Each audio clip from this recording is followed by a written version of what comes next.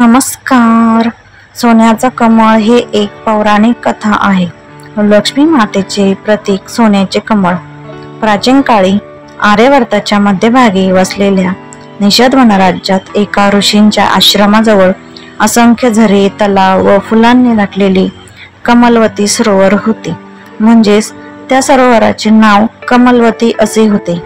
या सरोवराबद्दल अनेक लोक कुतूहलाने बोलत, कारण त्या सरोवराच्या मध्यभागी एक असे कमळ फुललेले होते जे संपूर्णपणे सोन्याचे होते.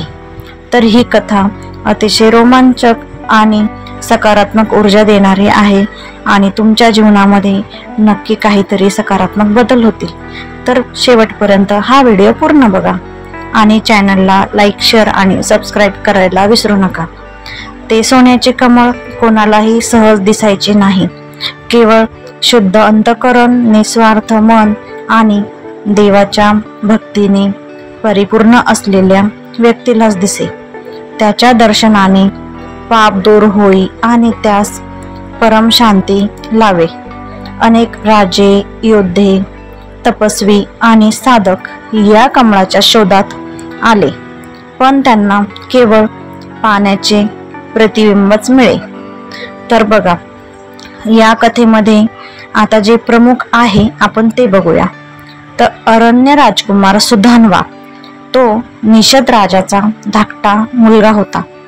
धाडसी, बुद्धिमान, पण अहंकारापासून दूर आणि ज्ञानाच्या ओढीने झपाटलेला असा. एके दिवशी आश्रमात राहणाऱ्या वसिष्ठ ऋषींनी सुधान्वास एक कथा सांगितली.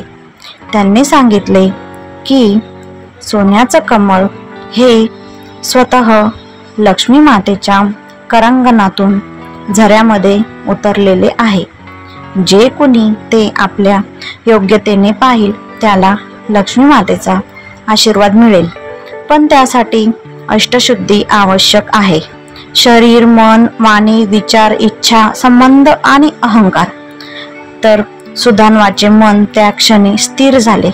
त्याने ठरवले, माझं जीवन हे कमळ मिळवणं यासाठी नाही, पण त्या अष्टशुद्धीच्या मार्गावर चालण्यासाठी मी अर्पण करीन.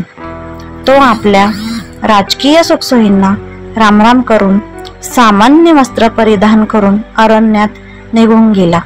त्याने विविध ऋषी, तपस्वी, ज्ञानी लोकांची खूप सेवा केली.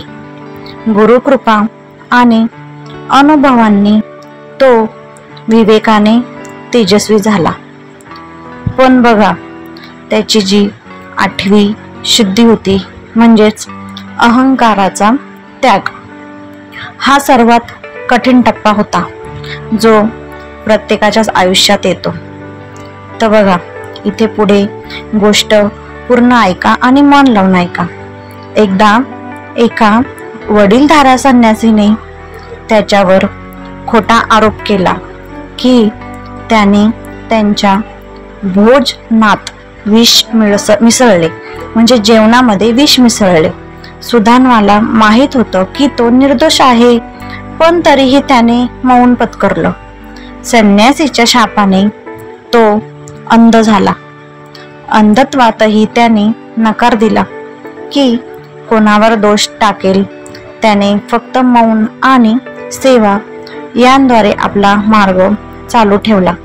काही वर्षांनी एक दिवशी तो पुन्हा कमलवती सरोवर जवळ आला. त्या दिवशी पहाटे ज्या क्षणी सूर्याची पहिली किरण सरोवरावर पडली, त्याच्या डोळ्यांनी एक चमक जाणवली. तो दृष्टीहीन असूनही एका तेजस्वी प्रकाशाचा भान त्याला झालं. त्याने सरोवराच्या मध्यभागी ध्यान धरलं. तेव्हा त्याच्या अंतरात एक निनाद झाला. अहंकाराचा त्याग म्हणजेच स्वतःच्या महत्वाचे विस्मरण नाही, तर प्रत्येक गोष्टीला ब्रह्मरूपात बघण्याची कला आहे. त्या क्षणी सरोवरात त्या सोन्याच्या कमळाचं दर्शन त्याला झालं. कमळ हे अगदी जीवनासारखं आहे. तर बघा, मध्यभागी ते तेजस्वी आहे आणि बाहेरून शांत आहे. तर ते थरथरत होते, पण त्यात अनंत स्थिरता होती. त्याच क्षणी त्याच्या डोळ्यांनी पुन्हा प्रकाश पाहिला. त्याची जी गेलेली दृष्टी होती तीही परत आली होती, पण आता अंतर्दृष्टीने तो परिपूर्ण होता. त्या क्षणापासून सुधान्वा हा केवळ राजकुमार राहिला नाही, तो ज्ञानाचा दीपक झाला. त्याने पुन्हा कधीही सोन्याचं कमळ मागितलं नाही, कारण त्याला समजलं की हे कमळ मिळवणं याची प्रक्रिया हाच खरा धन आणि ध्येय आहे. तर निष्कर्ष, ही कथा आपल्याला शिकवते की आयुष्यात खरी संपत्ती ही बाह्य स्वरूपाची नसते, तर अंतःकरणातील शुद्धता, सेवा आणि त्यागामध्ये असते. सोन्याचं कमळ हे एक प्रतीक आहे त्या दैवी स्थितीचं, जी केवळ शुद्ध जीवन जगणाऱ्यांनाच प्राप्त होते. धन्यवाद. जर तुम्हाला माझा व्हिडिओ आवडला असेल तर लाईक, शेअर आणि सबस्क्राईब करायला विसरू नका. श्री स्वामी समर्थ.